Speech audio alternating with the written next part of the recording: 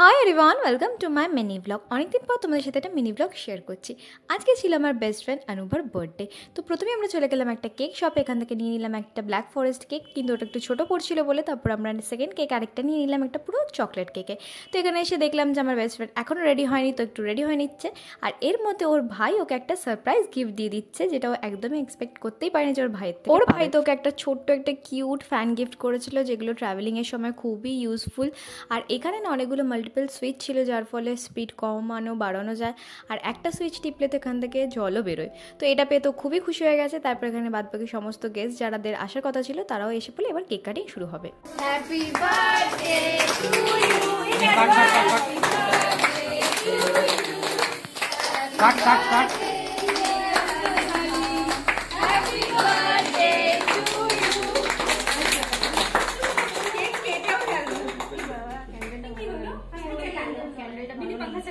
দিয়ে দে অনুভব।